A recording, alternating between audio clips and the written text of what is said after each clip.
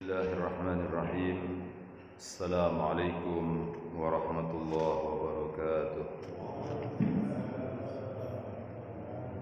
Innal hamdalillah nahmaduhu wa nasta'inuhu wa nastaghfiruh wa na'udzu billahi min shururi anfusina wa min sayyiati a'malina.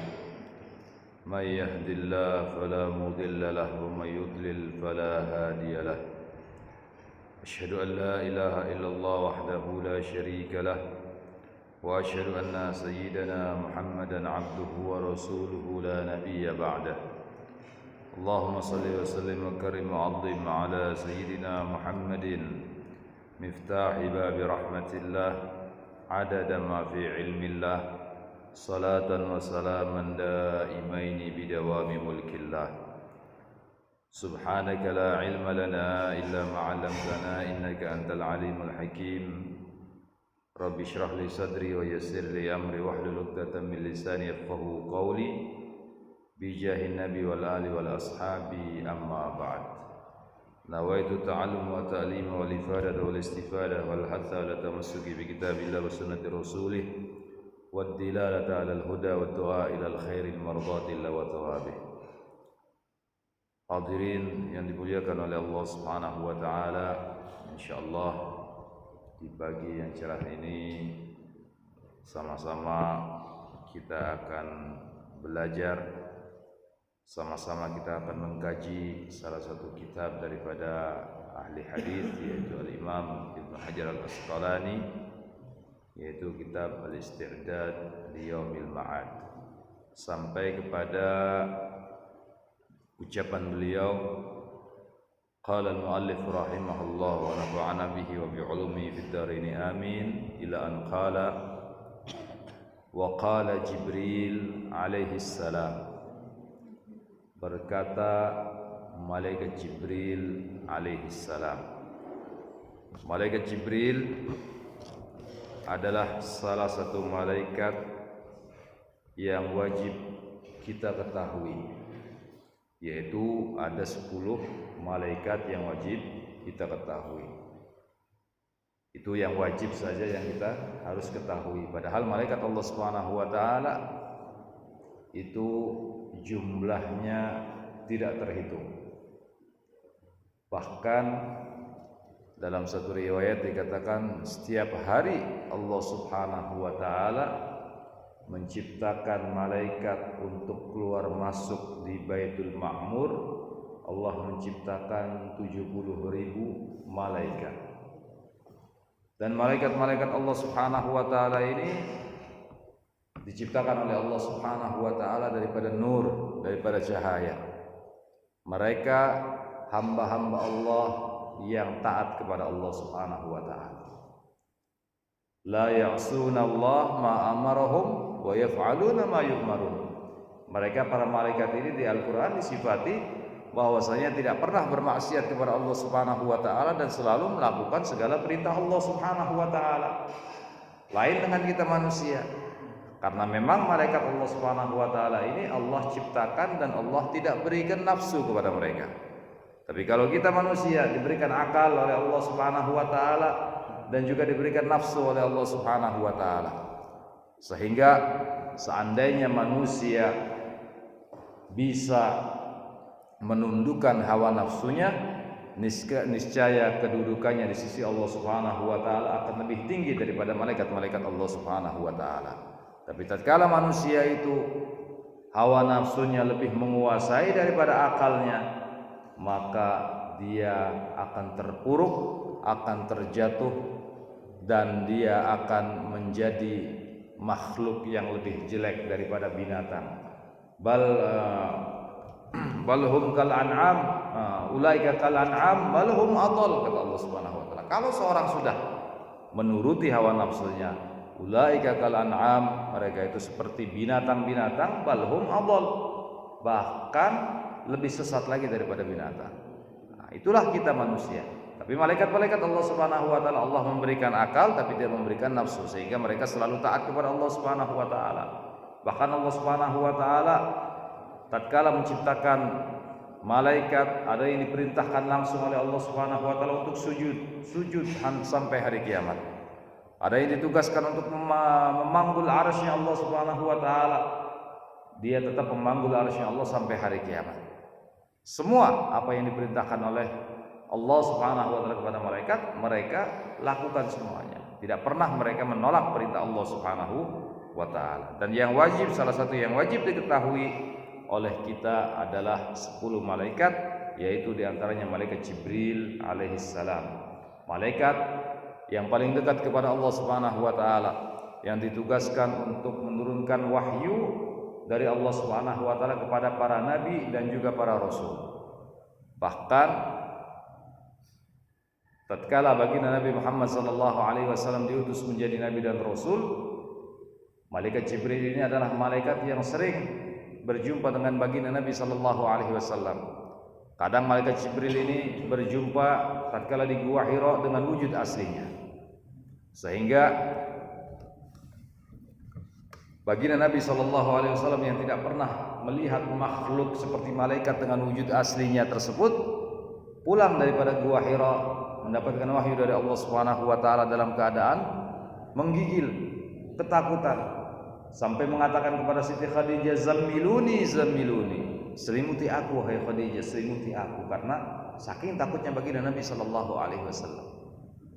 Dan Siti Khadijah radhiyallahu taala anha ini, beliau tahu siapa yang datang kepada baginda Nabi sallallahu alaihi wasallam, karena Siti Khadijah adalah seorang istri yang juga dia belajar ya kepada suaminya, kemudian dia juga pernah belajar kepada sepupunya yaitu Waraqah bin Naufal. Waraqah bin Naufal ini terkenal dia seorang Nasrani yang berpegang teguh kepada kitab Injil yang asli. Ini Waraqah bin Naufal. Makanya Siti Khadijah pernah belajar kepada Waraqah bin Naufal tentang keberadaan malaikat dan tanda-tanda daripada malaikat-malaikat Allah Subhanahu wa taala. Tatkala baginda Nabi sallallahu alaihi wasallam turun dari Gua Hira dalam keadaan ketakutan, dalam keadaan kedinginan, minta diselimuti oleh Siti Khadijah. Kata Siti Khadijah, "Wahai suamiku, siapa yang datang?" "Tidak tahu wahai Khadijah. Aku tidak pernah melihat makhluk seperti yang aku lihat pada malam ini wahai Khadijah." Sehingga Siti Khadijah adalah seorang perempuan yang taat, yang dimanapun beliau ini selalu memakai kerudungnya. Ya, jadi beliau mengikuti daripada agamanya Nabi Allah Ibrahim alaihissalam, dan beliau juga banyak belajar kepada sepupunya Waraqah bin Naufal. Beliau memakai hijab, memakai kerudung. Ya, tatkala Siti Khadijah mengetahui siapa yang datang kepada suaminya, yaitu baginda Nabi Muhammad sallallahu alaihi wasallam, dibuka kerudungnya. Tatkala dibuka, apa yang dikatakan oleh baginda Nabi sallallahu alaihi wasallam? Dia sudah pergi wahai Khadijah. Kemudian dipakai lagi oleh Siti Khadijah, dia datang lagi wahai Khadijah, kata baginda Nabi Muhammad SAW kepada Siti Khadijah. Mulai dari situ Siti Khadijah tahu yang datang kepada suaminya baginda Nabi Muhammad SAW adalah malaikat Jibril, ya, yang diturunkan oleh Allah Subhanahu wa taala kepada nabi-nabi yang lain, juga kepada Nabi Allah Musa, Nabi Allah Isa, dan nabi-nabi lainnya. Karena memang malaikat-malaikat Allah Subhanahu wa taala ini tidak akan mendekat kepada orang yang terlihat auratnya. Na'udzubillah. Orang kalau terlihat auratnya, malaikat akan pergi. Seperti diriwayatkan tatkala Nabi Allah Ibrahim alaihissalam, tatkala beliau menghancurkan berhala-berhala di kerajaan Namrud, dan ketahuan bahwasanya Nabi Allah Ibrahim yang menghancurkan berhala-berhala tersebut, ditangkap Nabi Ibrahim oleh Raja Namrud. Setelah ditangkap, dibikin api yang begitu besar, kobaran api yang begitu besar, dan Nabi Allah Ibrahim alaihissalam siap dilemparkan dari atas bukit menuju ke kobaran api tadi. Dan dibikinlah satu alat seperti ketapel oleh Namrud untuk melemparkan Nabi Allah Ibrahim alaihissalam. Tatkala ingin dilempar Nabi Allah Ibrahim, itu tidak pernah bisa Namrud melempar Nabi Ibrahim ke kobaran api tadi. Entah talinya yang putus, entah tidak kuat untuk mendorongnya dan lain sebagainya. Karena memang Nabi Allah Ibrahim alaihissalam dijaga oleh malaikat-malaikat Allah Subhanahu wa taala. Kemudian ada seorang tua datang kepada Raja Namrud, membisiki Namrud, "Wahai Namrud, kalau seandainya engkau pengen melemparkan Ibrahim ke kobaran api, taruh 2 wanita yang membuka auratnya di depan Ibrahim." Akhirnya diterima usulan tersebut oleh Namrud, diutuslah 2 wanita ke hadapan Nabi Allah Ibrahim, kemudian disuruh membuka auratnya. Ternyata apa yang terjadi? Nabi Ibrahim bisa dia lemparkan ke kobaran api yang tadinya tidak bisa dilemparkan, tapi waktu ada berdiri 2 perempuan yang membuka auratnya tadi, Nabi Ibrahim terlempar ke dalam kobaran api. Maka dari itu, ya hadirin, malaikat ini tidak akan mendekat kepada orang yang membuka auratnya. Ya, alhamdulillah, ya kita semuanya diberikan oleh Allah Subhanahu wa taala malaikat hafadzah, malaikat yang menjaga diri kita. Apalagi anak-anak, makanya kalau ada bayi jatuh tidak apa-apa itu karena dijaga oleh malaikat hafadzah. Dan kita pun di samping malaikat raqib dan malaikat atid yang mencatat amal baik dan amal buruk kita, kita pun diberikan penjaga oleh Allah Subhanahu wa taala, yaitu malaikat hafadzah. Nah, bagaimana caranya malaikat itu tidak pergi daripada diri kita? Jangan sekali-kali kita membuka aurat. Makanya ulama-ulama kita dulu mengajari kita, ya, untuk mandi itu pakai penutup. Betul Pak? Di kali, di mana-mana pakai sarung. Minimal pakai celana pendek yang menutup auratnya. Itu yang diajarkan ulama-ulama kita dulu, orang-orang tua kita dulu. Tidak pernah membuka auratnya. Karena kalau kita membuka aurat, malaikat akan pergi lari daripada diri kita. Nah, itulah yang diajarkan oleh orang-orang tua kita dulu untuk selalu menutup aurat kita. Dan juga Sayyidina Ali karramallahu wajhah, beliau mendapat julukan karramallahu wajhah. Ya, semoga Allah memuliakan wajah beliau. Itu ada 2 pendapat ulama. Yang pertama, pendapat pertama adalah Sayyidina Ali ini tidak pernah menyembah berhala. Mulai dari kecil dia ikut bersama baginda Nabi sallallahu alaihi wasallam, dididik oleh baginda Nabi sallallahu alaihi wasallam sampai menjadi sahabat yang besar dan sampai menjadi menantu baginda Nabi Muhammad sallallahu alaihi wasallam sampai wafat. Ya, dia tidak pernah menyembah berhala. Ini Sayyidina Ali bin Abi Thalib karramallahu wajhah, mendapatkan julukan karramallahu wajhah. Dan pendapat yang kedua bahwasanya Sayyidina Ali ini mendapat julukan karramallahu wajhah karena kata ulama dia tidak pernah melihat auratnya. Walaupun dalam keadaan mandi, dia tidak pernah melihat auratnya. Tapi kalau kita masuk kamar mandi, sepertinya kalau kalau pakai sarung dan lain sebagainya, sepertinya tidak puas. Ya, kadang kita membuka aurat kita.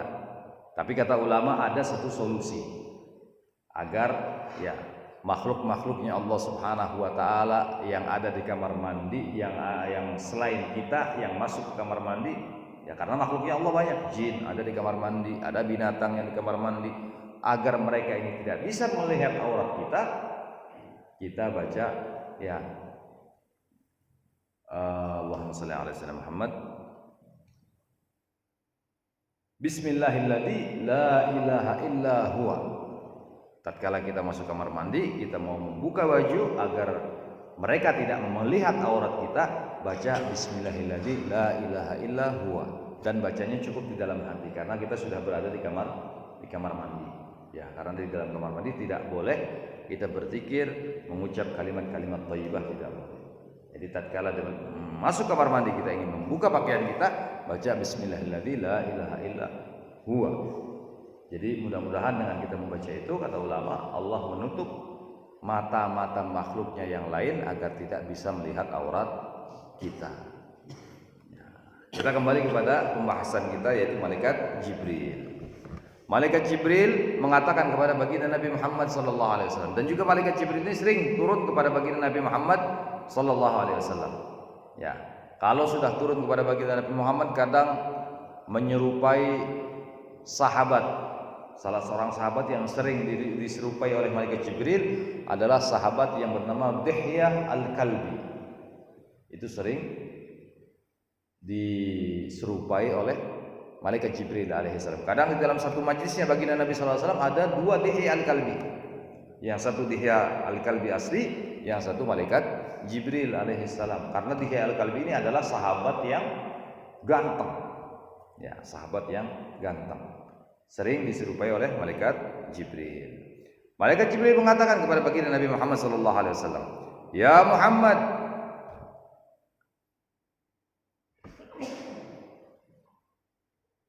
ish ma syi'ta fa innaka mayyitun." Hiduplah sesukamu. Bebas kamu ingin lakukan apa saja di dunia ini, kata malaikat Jibril. Hidup sesukamu, mau ke barat, mau ke timur, terserah. Ya. Ish ma syi'ta fa innaka mayyitun. Tapi ingat, kata malaikat Jibril, nanti sungguhnya kamu nanti bakal mati. Kalau kita hidup ke barat ke timur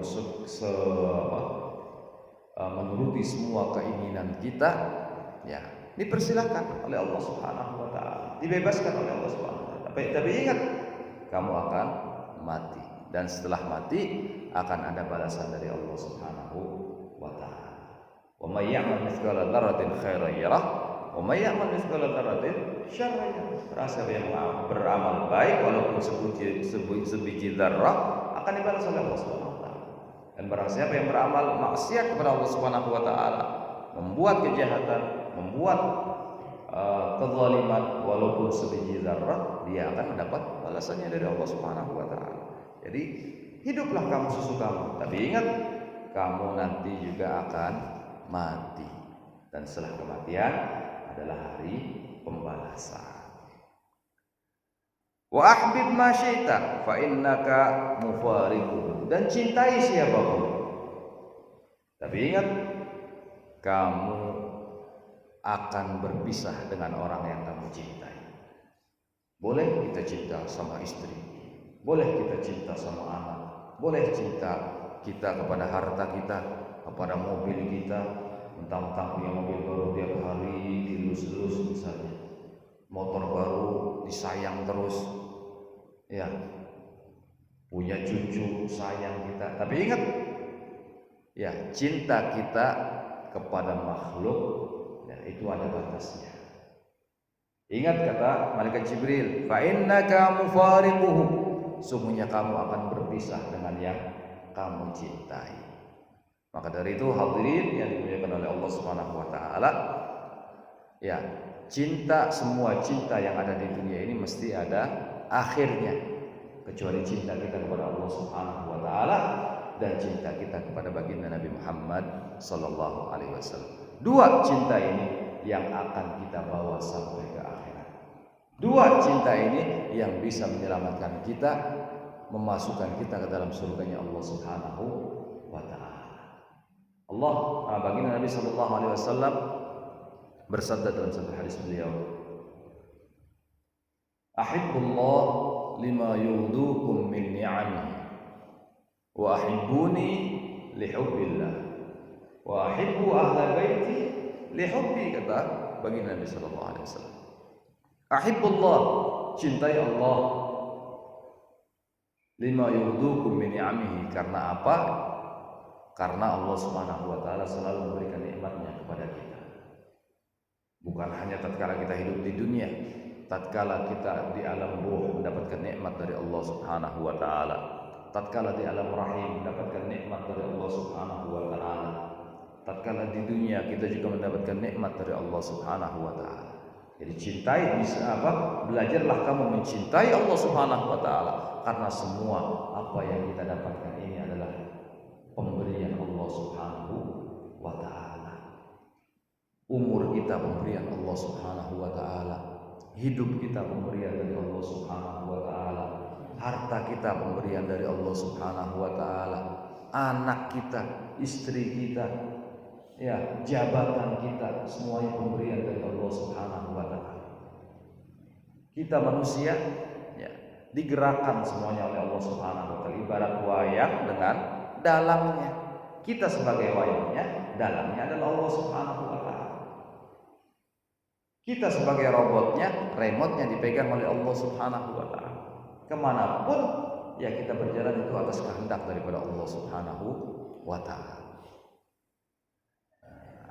Jadi kita cinta yang bisa menyelamatkan kita dunia dan di akhirat adalah cinta kepada Allah. Baginda Nabi mengatakan tadi, ahibbullah lima yuhdukum min ni'amihi. Cintai Allah karena Allah yang telah memberikan kenikmatannya kepada kalian. Wa ahibbuni lihubbillah, dan cintai aku, kata baginda Nabi sallallahu alaihi wasallam, sebagai bukti cinta kalian kepada Allah Subhanahu wa taala. Bohong kalau ada orang mengatakan aku cinta kepada Allah tapi dia tidak cinta kepada baginda Nabi Muhammad sallallahu alaihi wasallam. Dusta orang mengatakan aku cinta Allah tapi dia memusuhi baginda Nabi Muhammad sallallahu alaihi wasallam. Jadi cintai baginda Nabi Muhammad sebagai bukti kita cinta kepada Allah Subhanahu wa taala. Wa hibbu ahla baiti lihubbi, kata baginda. Dan cintai keluargaku, kata baginda Nabi sallallahu alaihi wasallam, sebagai bukti cinta kalian kepada aku. Dusta orang yang mengatakan aku cinta kepada baginda Nabi Muhammad tapi dia memusuhi keluarga Nabi. Bohong orang yang cinta kepada baginda Nabi Muhammad tapi dia tidak suka kepada keluarga baginda Nabi sallallahu alaihi wasallam. Jadi tiga hal atau dua hal yang bisa menyelamatkan kita, ya dua cinta yang bisa menyelamatkan kita di dunia dan di akhirat, yaitu hanya cinta kita kepada Allah Subhanahu wa taala dan cinta kita kepada baginda Nabi Muhammad sallallahu alaihi wasallam. Kalau cinta kepada makhluk ada batas. Kita cinta kepada istri kita, misalnya kalau istri kita meninggal, ya terkadang sebelum menikah, ya kita ngomong sama istri kita, wahai sayangku, ya aku cinta kepadamu sehidup semati. Tapi tatkala istrinya sudah menikah, istrinya meninggal, ya dikubur, apa suaminya ikut dikubur? Tidak bakal mau. Bahkan ada suami yang tatkala istrinya meninggal dia nikah lagi. Ya, ada yang demikian. Kata orang, ini tanah kuburannya dia belum kering sudah nikah lagi. Ya, sampai ada orang mengatakan demikian. Jadi cinta kepada makhluk itu mesti ada batasnya. Makanya malaikat Jibril mengatakan kepada baginda Nabi sallallahu alaihi wasallam, ya ahbib ma syi'ta fa innaka mufariqu. Cintai sesuatu, siapa saja yang kamu ingin cintai, cintai. Tapi ingat, kamu akan berpisah dengan orang yang kamu cintai. Wa'mal ma syi'ta fa innaka majziyun bihi. Kerjakan apa saja sesukamu. Mau berbuat baik, mau berbuat jahat, terserah, kata malaikat Jibril.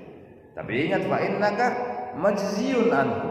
Tapi ingat, nanti kamu akan dibalas oleh Allah Subhanahu wa taala. Bahkan balasan itu ya bukan hanya di akhirat saja, kadang di dunia sudah dibalas oleh Allah Subhanahu wa taala. Apa namanya? Menurut ya yang dikatakan oleh orang-orang Hindu, orang-orang Buddha, mungkin ada istilahnya karma. Ya. Kita pun dalam Islam ada. Man dzalama, kata baginda Nabi, dzulima. Barang siapa yang pernah dolim, maka sebelum wafat dia akan didolimi oleh orang lain, akan merasakan dia itu didolimi. Makanya kata Sayyidina Ali, kalau kamu pengen mencubit orang, cubit diri kamu sendiri. Sakit apa tidak? Kalau sakit, orang pun dicubit sakit. Jangan kita mencubit orang lain. Kalau kita pengen berbuat zalim kepada orang, zalimi dulu diri sendiri. Ya, kita pengen memukul orang, pukul dulu diri kita sendiri. Sakit apa tidak? Kalau kita sakit berarti orang pun kalau kita pukul sakit. Nah, jadi hukum seperti yang dikatakan oleh orang Hindu, hukum karma dalam Islam pun ada. Man dzalama dzulima. Ya, orang yang zalim akan didolimi oleh maka dia akan didolimi oleh orang lain.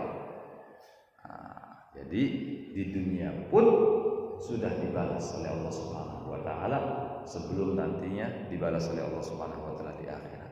Bahkan ada beberapa hal ya yang apabila dia itu berbuat baik, seorang ini berbuat baik, maka dia akan mendapatkan pahala, akan mendapatkan balasannya di dunia dan juga nanti di akhirat. Seperti halnya birrul walidain, bakti kepada orang tua. Bakti kepada orang tua ini ya, bukan hanya di akhirat dia dapat pahala, dapat kedudukan tinggi di sisi Allah Subhanahu wa taala, bahkan di dunia pun dia sudah dibalas oleh Allah Subhanahu wa taala. Salah satu contoh ya, kita sering lihat orang Chinese biasanya. Kalau orang Chinese ini kepada orang tuanya luar biasa. Dia ngurus orang tuanya apalagi yang sudah tua. Kalau dia nggak sanggup, ya dia ambilkan pembantu yang spesial untuk mengurus orang tuanya. Apa yang Allah berikan kepada mereka? Walaupun mereka tidak seakidah dengan kita. Apa yang Allah berikan kepada kita? Kekayaan di dunia.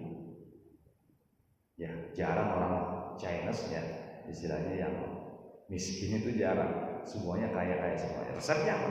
Birrul walidain. Ya, cinta ke bapak, bakti kepada kedua orang tua. Tapi di akhirat mereka tidak mendapatkan pahala seperti yang Allah janjikan. Tapi kalau orang mukmin, tatkala dia berbakti kepada Allah atau kepada orang tuanya di dunia, dibalas oleh Allah Subhanahu wa taala dengan kebahagiaan, dan di akhirat akan mendapatkan pahala dari Allah Subhanahu wa taala. Begitu juga kebalikannya. Orang yang durhaka kepada orang tuanya, bukan hanya nanti di akhirat mendapatkan azab dari Allah Subhanahu wa taala, kadang di dunia sudah mendapatkan azab dari Allah Subhanahu wa taala. Kadang hidupnya tidak tenang, resah, susah. Ya naudzubillah, banyak kejadian-kejadian tersebut ya yang menimpa orang-orang yang durhaka kepada orang tuanya. Ya, kadang kita lihat di TV ya, seorang ibu dituntut oleh anaknya membayar denda karena menjual tanah, yang tanah itu diaku sebagai milik anaknya. Naudzubillah, ini sudah durhaka kepada orang tuanya, menzalimi orang tuanya. Dia akan dibalas oleh Allah Subhanahu wa taala di dunia sebelum Allah balas nanti kelak di akhirat. Naudzubillah. Jadi ingat kata malaikat Jibril, kerjakan apa yang kamu suka, dan sesungguhnya kamu akan dibalas oleh Allah Subhanahu wa taala. Nah, ini nasihat malaikat Jibril ya, yang sebetulnya ditujukan kepada kita umatnya, bukan kepada baginda Nabi Muhammad ya, karena ya baginda Nabi Muhammad hanya disampaikan oleh malaikat Jibril. Tujuan malaikat Jibril adalah kepada kita umatnya ya.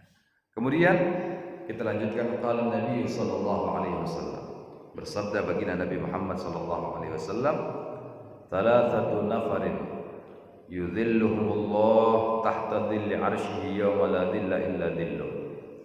Tiga orang, tiga golongan manusia kata Allah Subhanahu wa taala, baginda Nabi sallallahu alaihi wasallam, yang akan dilindungi oleh Allah Subhanahu wa taala di bawah lindungan arsy-Nya Allah Subhanahu wa taala, yang mana pada hari tersebut la dhilla illa dhilluh, tidak ada naungan kecuali naungan Allah Subhanahu wa taala.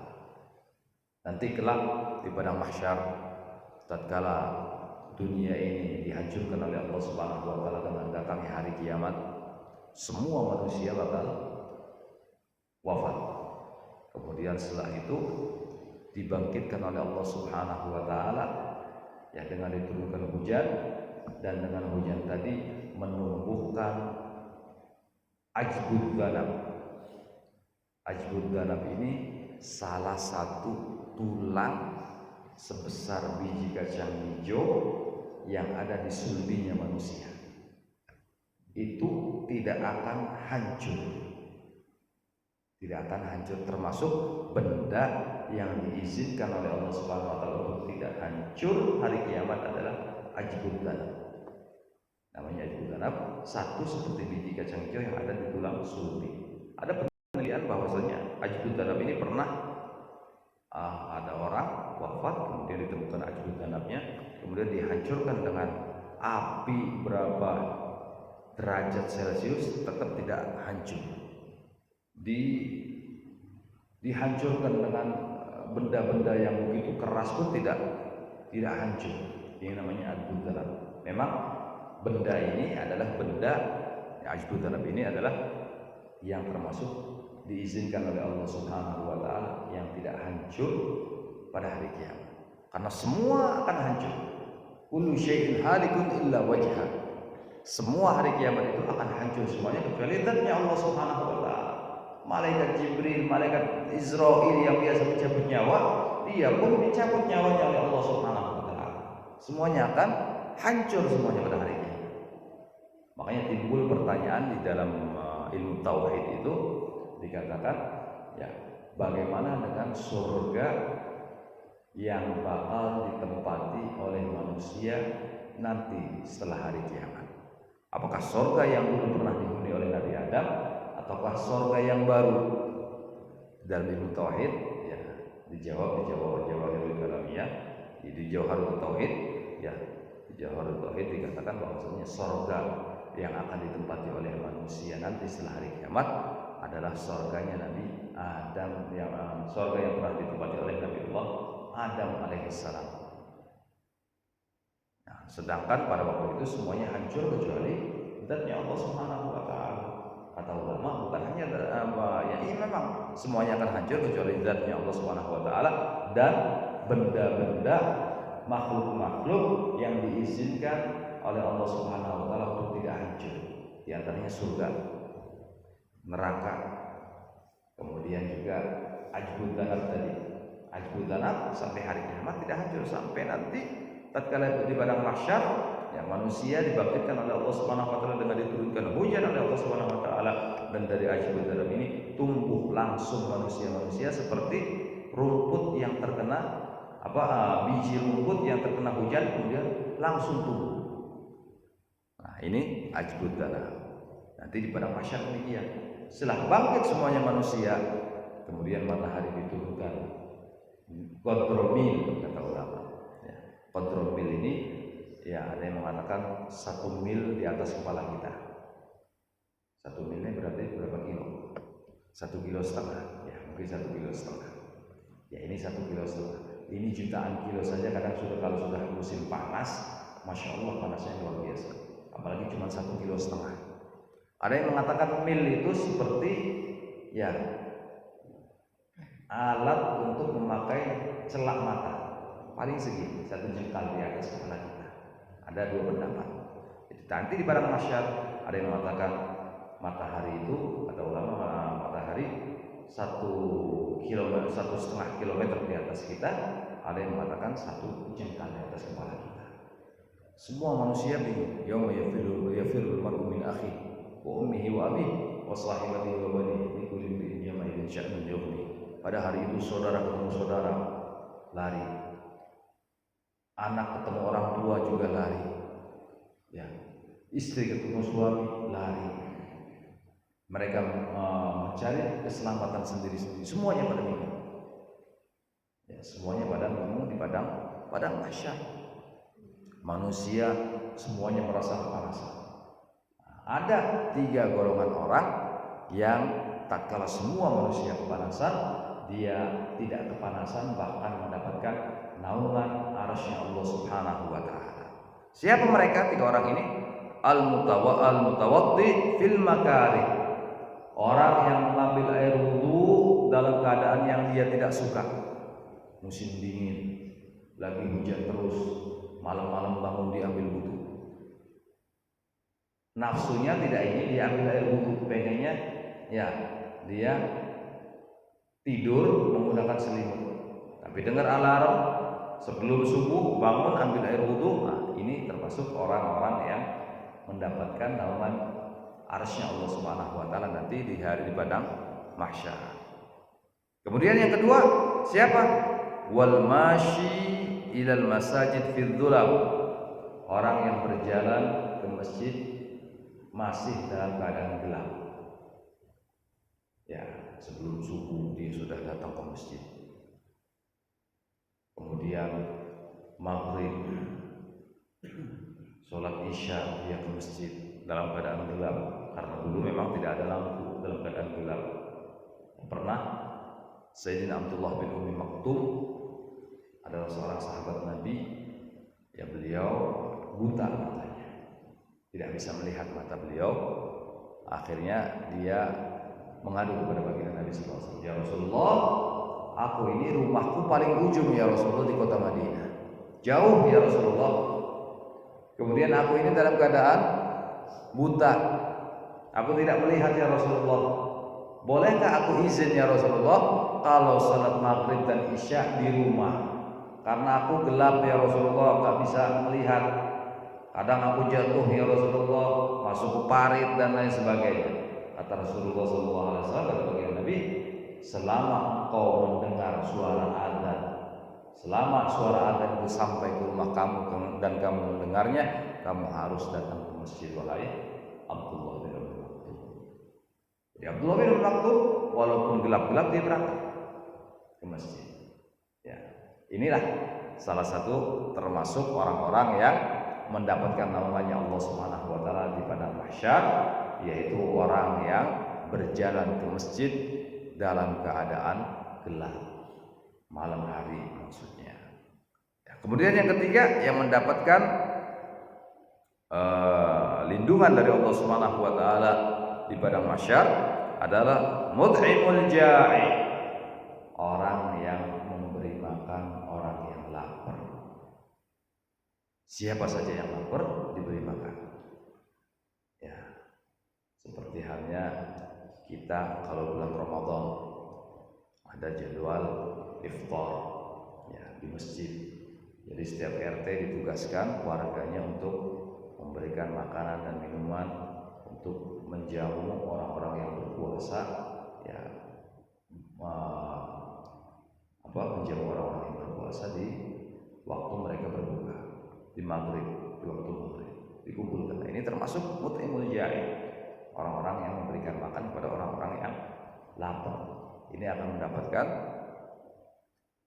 Allahumma shalli ala sayyidina Muhammad, adalah naungan Allah Subhanahu wa taala kelak tatkala semua manusia kebingungan, ya hanya naungan Allah Subhanahu wa taala. Ya, bukan hanya waktu bulan Ramadan kita di jalan melihat orang yang kelaparan misalnya belum makan, ya kita beri makan. Ada tamu ya yang kira-kira datang kepada kita pas waktunya makan siang misalnya, ya kita ajak makan. Nah, ini termasuk orang-orang yang memberikan makan kepada orang yang lapar. Apalagi Masya Allah di zaman kita saat ini, ya di lingkungan kita apalagi ada istilahnya Jumat berkah. Sudah Jumat, orang sudah lapar, ya sudah tengah hari belum pada makan, dapat bingkisan, dapat nasi bungkus. Ya ini Masya Allah luar biasa. Termasuk Insya Allah ya mereka yang bersedekah memberikan makan kepada orang yang lapar tadi, yang mendapatkan naungan Allah Subhanahu wa taala kelak di hari kiamat. Kita lanjutkan. Wakilan Ibrahim, Nabi Ibrahim pernah ditanya oleh seseorang, "Li ayyi syai'in ittakhadaka Allah khalilan?" Karena hal apa kamu mendapatkan gelar dari Allah Subhanahu wa taala sebagai Khalilullah? Ya, Khalilullah berarti ya kalau dimaknai adalah temannya Allah Subhanahu wa taala. Nabi Ibrahim mendapatkan gelar Khalilullah. Nabi Isa mendapatkan gelar Ruhullah. Nabi Muhammad SAW mendapatkan gelar Habibullah. Nabi Musa mendapatkan gelar Kalimullah. Jadi Nabi itu ada gelar yang masing-masing. Nabi Ibrahim Khalilullah, Nabi Musa Kalimullah, Nabi Isa Ruhullah, dan baginda Nabi Muhammad adalah Habibullah. Kata ulama, kenapa kok Nabi Muhammad disebutkan Habibullah, sedangkan yang lain ada Khalilullah, ada Kalimullah, ada Ruhullah? Hikmah daripada diberikan julukan baginda Nabi Muhammad ini sebagai Habibullah, asbabun nuzulnya, ya asbabun nuzulnya yaitu pada waktu itu para sahabat sedang berbincang di masjid, karena masjidnya baginda Nabi ini ya di dekat rumahnya beliau sallallahu alaihi wasallam. Lagi ngobrol mereka, Nabi Musa dapat julukan dari Allah Kalimullah, Nabi Ibrahim dapat julukan Khalilullah. Para sahabat ngobrol, Nabi Isa Ruhullah. Kemudian keluar baginda Nabi sallallahu alaihi wasallam, dan aku adalah Habibullah la fakhar. Betul. Dan aku dapat julukan dari Allah Subhanahu wa taala adalah Habibullah dan aku tidak sombong kepada Nabi sallallahu alaihi wasallam. Hikmah daripada itu semuanya diberikan Nabi sallallahu alaihi wasallam julukan Habibullah. Kata ulama, kalau Khalilullah, Kalimullah, kemudian Ruhullah yang dimiliki oleh Nabi Allah Isa alaihissalam itu khusus buat mereka saja, khusus buat Nabi tadi, khusus kepada Nabi Musa Kalimullah, khusus kepada Nabi Ibrahim Khalilullah, khusus kepada Nabi Isa Ruhullah. Nabi Habibullah bukan hanya khusus kepada baginda Nabi Muhammad sallallahu alaihi wasallam. Hikmahnya bukan hanya untuk baginda Nabi Muhammad, bahkan umatnya juga bisa mendapatkan julukan Habibullah, kekasih Allah Subhanahu wa taala. Buktinya apa? Buktinya Allah Subhanahu wa taala berfirman dalam Al-Qur'an, "In kuntum tuhibbunallah fattabi'uni yuhibbukumullah wa yaghfir lakum dzunubakum." Apabila kalian cinta kepada Allah Subhanahu wa taala, in kuntum tuhibbunallah, apabila kalian cinta kepada Allah Subhanahu wa taala, fattabi'uni, katakan kepada mereka wahai Muhammad, kalau kalian cinta kepada Allah Subhanahu wa taala, fattabi'uni, ikuti aku. Yuhibbukumullah, maka Allah akan mencintai kalian. Kalau sudah Allah mencintai seseorang, berarti disebut Habibullah. Makanya gelar Habibullah bisa dimiliki oleh umatnya baginda Nabi Muhammad sallallahu alaihi wasallam. Bukan hanya baginda Nabi yang bisa mendapatkan bukan hanya baginda Nabi yang mendapatkan gelar Habibullah, bahkan umatnya pun diberikan kesempatan oleh Allah Subhanahu wa taala untuk bisa mendapatkan gelar Habibullah. Ini Nabi Ibrahim alaihissalam ditanya, wahai Ibrahim, kenapa Allah apa gerangan yang membuatmu diberi julukan oleh Allah Subhanahu wa taala dengan Khalilullah? Qala, kata Nabi Ibrahim, bi thalathati asya, dengan 3 hal. Ikhtartu amrallahi taala ala amri ghairi. Aku lebih memilih urusan yang berkaitan dengan Allah Subhanahu wa taala daripada urusan dengan selain Allah Subhanahu wa taala. Urusan salat dengan urusan dagang. Nabi Ibrahim lebih mendulukan salat daripada berdagang. Urusan salat dengan urusan kantor, urusan dengan Allah, salat hubungan dengan Allah ya lebih diutamakan daripada urusan kantor. Urusan dengan Allah Subhanahu wa taala lebih didulukan daripada urusan lapar makan. Nah, ini di antara Nabi Ibrahim, di antara sebab Nabi Ibrahim mendapatkan gelar Khalilullah. Beliau lebih memilih urusan dengan Allah Subhanahu wa taala dia dahulukan daripada urusan dengan makhluk lainnya. Ya, ini Nabi Allah Ibrahim alaihissalam. Kemudian yang kedua, wa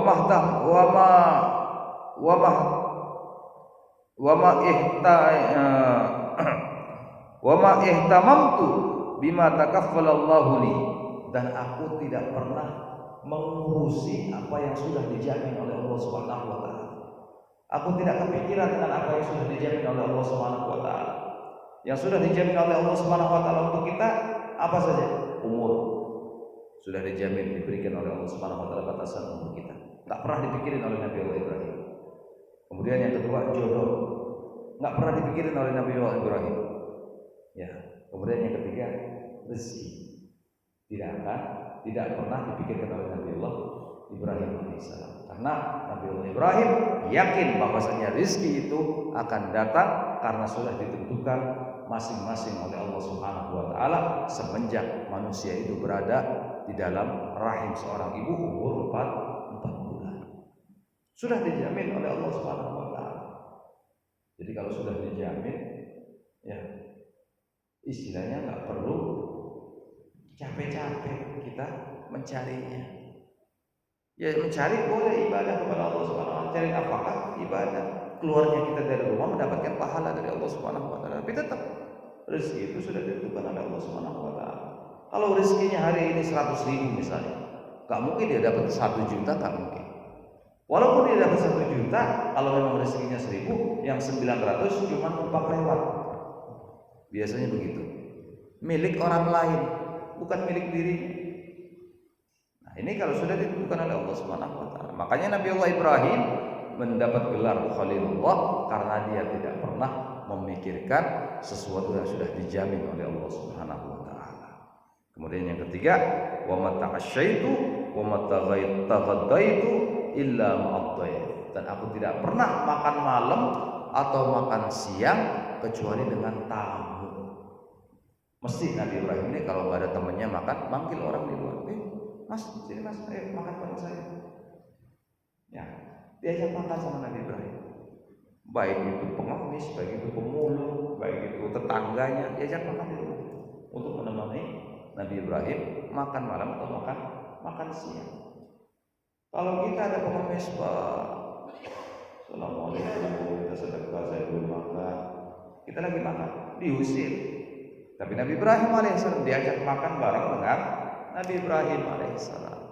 Nah, itulah kenapa Nabi Allah Ibrahim alaihissalam mendapatkan gelar Khalilullah, karena yang pertama beliau lebih mendahulukan urusan dengan Allah daripada urusan dengan manusia.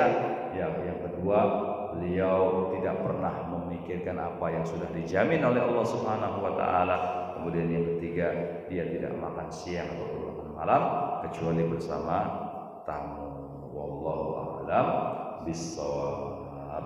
Ya Rabbana a'tarafna bi annana iktarafna wa annana asrafna ala ladha ashrafna fatub alaina tauba taghsil li kulli hawba wastur lana al-awrati wa aminir rawati waghfir li walidina rabbi wa mauludina wal ali wal ikhwani وسائر الخلان وكل ذي محبة أو جيرة أو صحبة والمسلمين أجمعين ربي أسمع فضلا وجودا منا لا باكتساب منا بالمصطفى الرسول نهضى بكل سول صلى وسلم ربي عليه عد الحب وآله وصحبه